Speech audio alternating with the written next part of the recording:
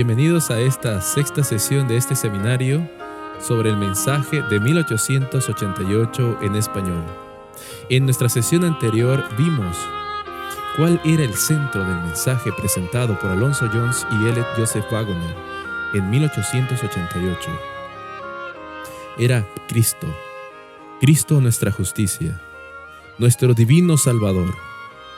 Se presentaba la justificación por la fe en el garante. Y se hacía una invitación a la gente a recibir la justicia de Cristo que se manifiesta en la obediencia a todos los mandamientos de Dios. En esto se resumen el mensaje presentado.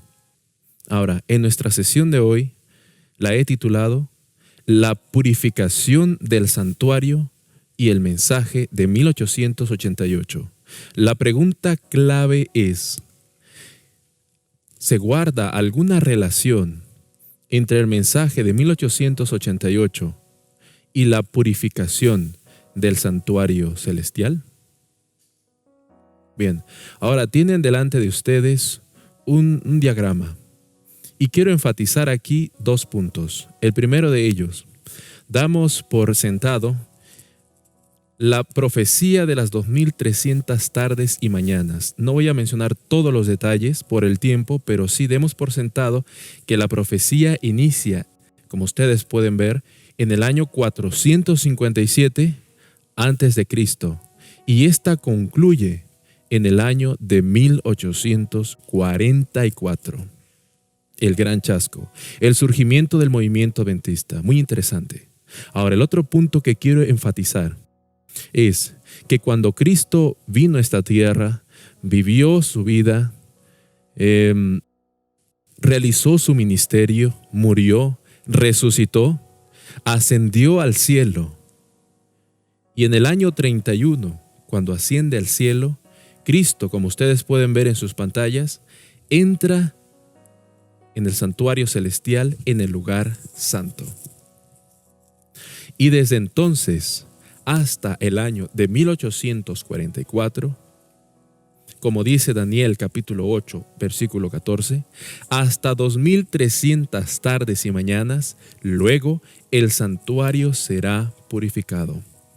Después de 1844, ¿qué es lo que está sucediendo en el cielo? Purificación del santuario. Ahora, para poder entender este asunto un poco más acerca de la purificación del santuario, recordemos que Dios le dio a Moisés una maqueta de lo que es el santuario celestial. Y ese santuario que fue construido en el desierto representaría la obra de Cristo Jesús en el cielo, en el santuario celestial.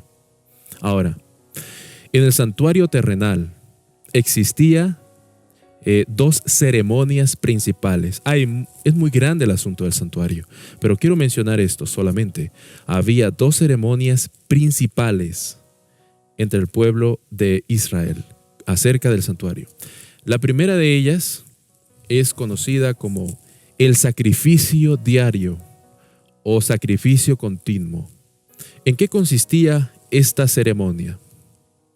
Consistía en que cuando una persona, ya sea hombre o mujer, en el campamento que estaba alrededor del santuario, cometía algún pecado y lo reconocía, tomaba un animal y ese lo llevaba consigo al santuario. Al llegar al santuario se presentaba delante del sacerdote y entonces se colocaba ese animal que iba a ser su sustituto. Y el mismo pecador, mujer u hombre, tomaba sus manos y colocaba sobre la cabeza del animal que ya había sido colocado sobre el altar del sacrificio. Y este hombre presionaba la cabeza del animal y confesaba el pecado que había cometido. Después, el mismo pecador, ahora perdonado, justificado, tomaba un cuchillo y cortaba la garganta del animal. Esto era un símbolo de que el pecado del hombre o de la mujer ya había sido transferido al animal. Ahora el hombre podía irse a su casa tranquilo, perdonado, pero el pecado quedaba en el animal.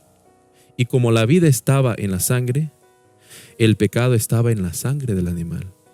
Entonces, el sacerdote tomaba un poco de la sangre que estaba chorreando del altar del sacrificio, se lavaba los pies y entraba al lugar santo del santuario.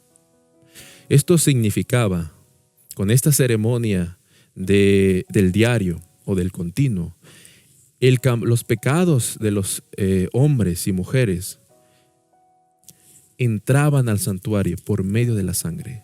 El sacerdote entraba al lugar santo y rociaba la sangre sobre el altar del incienso, sobre el candelabro, sobre la mesa de los panes de la preposición, símbolo de contaminación, y después salía. Ahora, esto es una de las ceremonias que consistía en contaminación del santuario por medio de los pecados. La otra ceremonia se realizaba una sola vez al año. Y como ustedes pueden ver en su pantalla, se llamaba el día de la expiación. Esto lo encontramos en Levítico capítulo 16, capítulo 23 y en Números capítulo 29, versículos 7 al 11. Ahora, ¿en qué consistía esta ceremonia también conocida como el día de la expiación? Yom Kippur, como le llamaban, como se llama, consistía justamente en purificar el santuario de los pecados que habían entrado durante todo el año, ya que esta ceremonia se realizaba solamente una vez al año, al final del año. Ahora, ¿de qué manera se realizaba esta purificación? Como ustedes pueden ver en su pantalla, se tomaban 2 chivos o 2 machos cabríos en esta ocasión y se echaba suerte. Uno era para Jehová y otro era para Azazel. El que era para Jehová era sacrificado. Ahora, en esta ceremonia, el que oficiaba era el sumo sacerdote, no cualquier sacerdote, el sumo sacerdote. El animal era degollado. Ahora, el sumo sacerdote tomaba de esa sangre y con sus vestimentas y con las campanitas en la orla de su manto, entraba directamente al lugar santísimo. O sea, que la ceremonia del diario del continuo se realizaba especialmente en el lugar santo. El día de la expiación se realizaba directamente en el lugar santísimo. Así que el sumo sacerdote entraba y simbólicamente rociaba sobre el propiciatorio 7 veces como símbolo de purificación. Con sangre era contaminado el santuario y con sangre era purificado. Ahora, cuando realizaba esto el sumo sacerdote, simbólicamente, los pecados que habían entrado al santuario ahora eran colocados sobre el sumo sacerdote. Ahora el sumo sacerdote salía del lugar santísimo y se dirigía hacia el otro macho cabrío que había quedado, que en suerte era para Azazel, símbolo de Satanás. Ahora, esos pecados que habían sido introducidos y ahora estaban siendo sacados, eran colocados sobre Satanás, sobre el macho cabrío. Y después este era llevado al desierto, fuera del campamento. Ahora, lo que quiero resaltar aquí es un detalle muy, muy importante. Y en esto consiste la importancia de comprender la purificación del santuario. Y es que en el día de la expiación, todo el pueblo de Israel estaba alrededor del santuario. ¿Y qué estaban haciendo? Les había sido recordado los pecados que habían traído, y tenían que afligir sus almas para que esos pecados que estaban ahora allí dentro del santuario y que ahora estaban siendo sacados, sean completamente borrados o sean completamente sacados y sean colocados sobre aquel que los hizo pecar, símbolo de Satanás. Ahora, leamos lo que nos dice, como ustedes tienen en su pantalla, Levítico capítulo 16, versículo 16. Aquí resumimos lo que sucedía en cuanto a esta ceremonia y en cuanto a lo que el pueblo estaba haciendo fuera del lugar, fuera del santuario. Así purificará el santuario a causa de las impurezas de los hijos de Israel, de todas las impurezas que entraron durante el año, de sus rebeliones y de todos sus pecados. De la misma manera hará también al tabernáculo de reunión, el cual reside entre ellos en medio de sus impurezas. Cuán importante es conocer la purificación del santuario hoy en día. Cristo Jesús entró al lugar santísimo a oficiar como sumo sacerdote en 1844. ¿Para qué? Para purificar por medio del juicio investigador, primero a aquellos que eran muertos, y después vendría el juicio sobre los vivos. A esto vamos a llegar acerca del juicio de los vivos, la purificación de los vivos. Ahora, quiero que veamos la siguiente diagrama. El mensaje de 1888 tiene una vital importancia en comprenderse debido a que se encuentra dentro de la purificación del santuario. 1844 inicia Cristo su obra en el lugar santísimo. El mensaje que Dios envió en 1888 de forma histórica y en el tiempo se encuentra cuando Cristo está en el lugar santísimo haciendo obra de expiación. Ahora leamos la siguiente cita de Elena G. de White en El conflicto de los siglos, página 543 y 544. La importancia de comprender esto. Dice: el pueblo de Dios debería comprender claramente el asunto del santuario y del juicio investigador. Todos necesitan comprender por sí mismos el ministerio y la obra de su gran sumo sacerdote. De otro modo, les será imposible ejercitar la fe tan esencial. Esto es muy importante.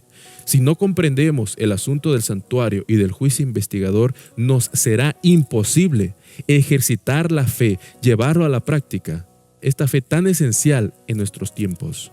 El santuario en el cielo es el centro mismo de la obra de Cristo en favor de los hombres y específicamente del lugar santísimo.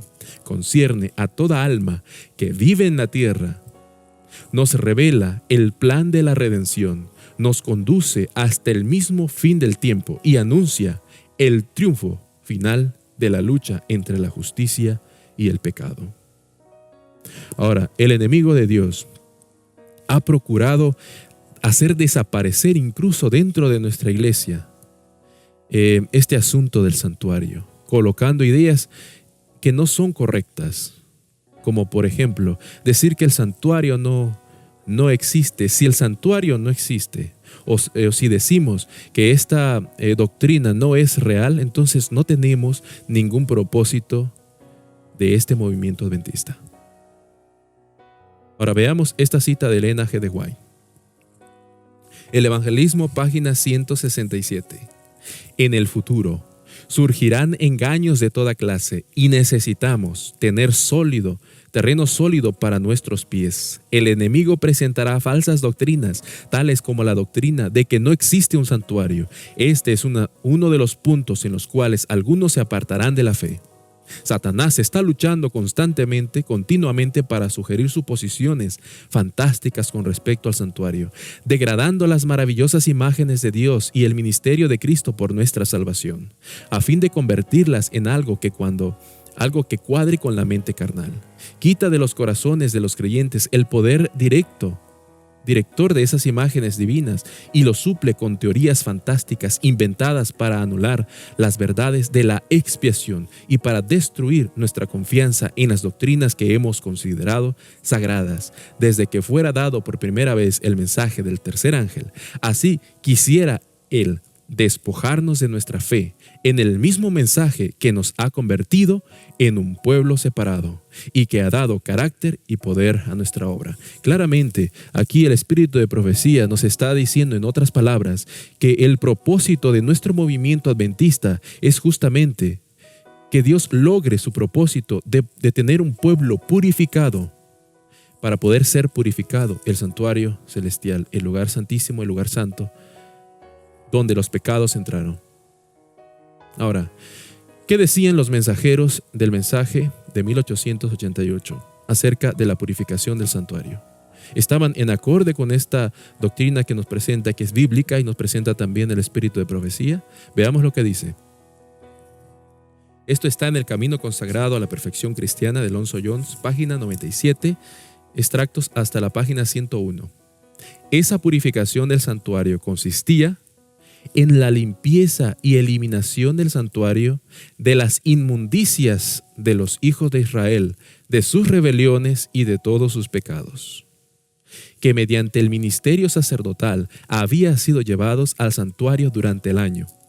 La consumación de esta obra de y para el santuario era también la consumación de la obra para el pueblo.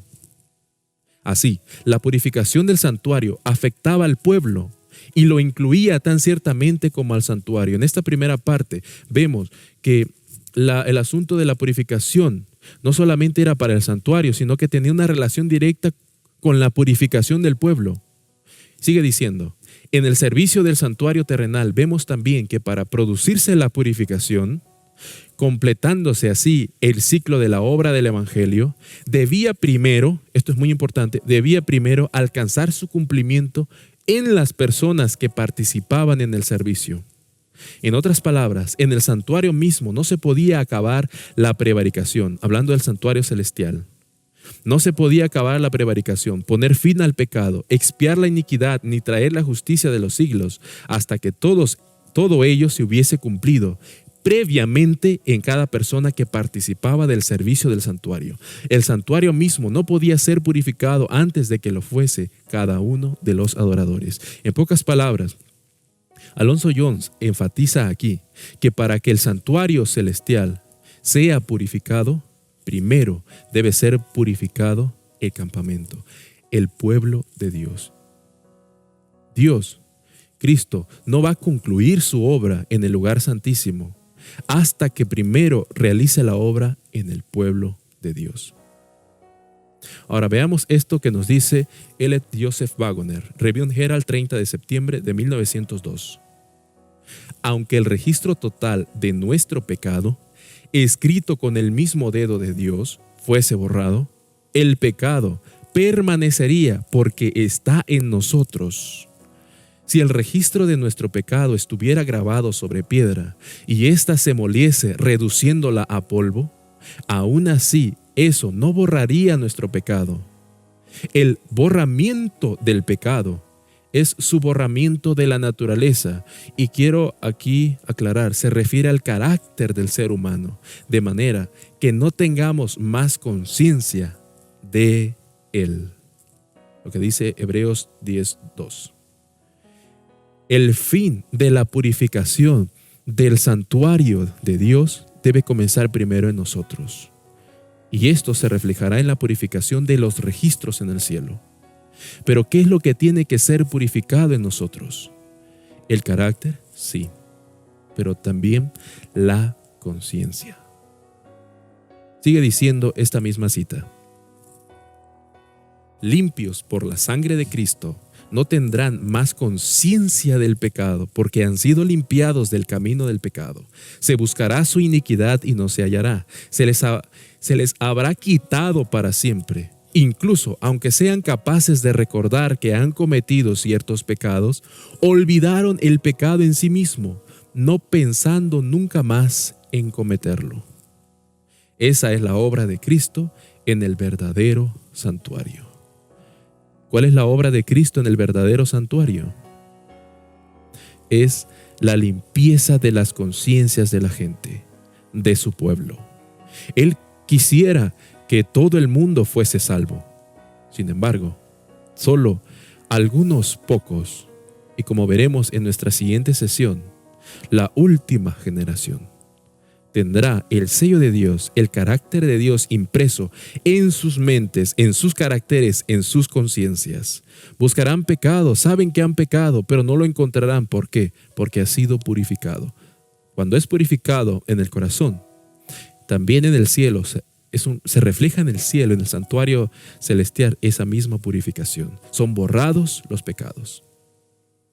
Ahora, leamos esta cita que encontramos en el Pacto Eterno, página 365, extractos a la 367 de L. Joseph Pagoner. Nadie que lea las Escrituras puede dudar que hay un santuario en el cielo y que Cristo es allí sacerdote. Por lo tanto, se deduce que la purificación del santuario, una obra que la Biblia presenta como precediendo inmediatamente la venida del Señor, es coincidente con la completa purificación del pueblo de Dios en esta tierra y que los prepara para la traslación, es decir, para la venida de Cristo. La vida o el carácter de Jesús debe ser reproducida perfectamente en sus seguidores, no meramente por un día, ni por todo el tiempo, no meramente por un día, sino por todo el tiempo y la eternidad. Vaya declaración. El carácter de Cristo debe ser reproducido en su pueblo. Cuando el carácter de Cristo sea reproducido en su pueblo, entonces viene el fin. Entonces está preparado para la venida de Jesús. Cristo es el más ansioso en poder venir a recoger a su pueblo a esta tierra. Sin embargo, el pueblo, la novia, la esposa, no se ha preparado. ¿Por qué? Porque sus vestidos todavía están sucios. Todavía tienen mancha de pecado. Dios desea purificar a su pueblo.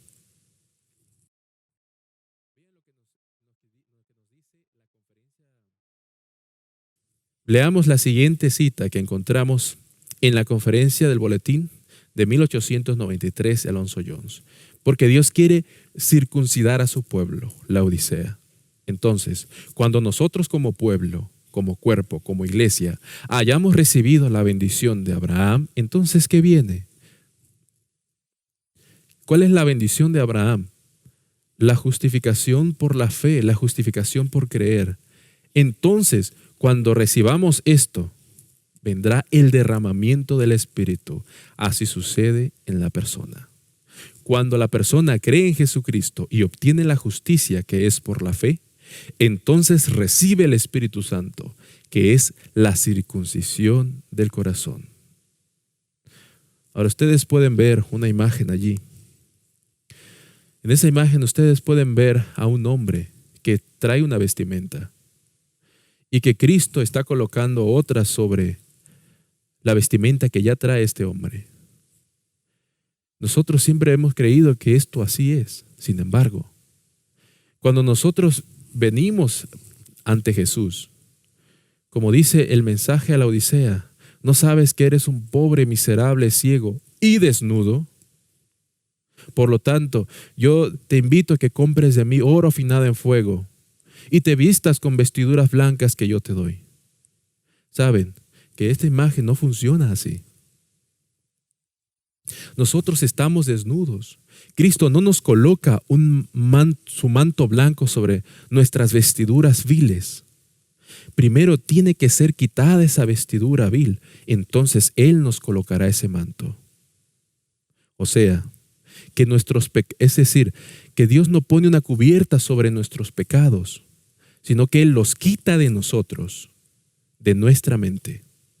Ahora, veamos esta última declaración que es bastante corta, pero que aquí se abrevia el mensaje de la Odisea. Testimonios para la Iglesia, tomo 6, página 27. La obra será abreviada en justicia. ¿Qué significa esto? Que la obra será abreviada en justicia. La predicación del Evangelio, la purificación del santuario celestial se reduce simplemente a la justicia de Cristo. Cuando ese carácter sea purificado, entonces Cristo va a venir. No hay ninguna otra razón que esté deteniendo la venida de Cristo que la falta de purificación de su pueblo, de su iglesia.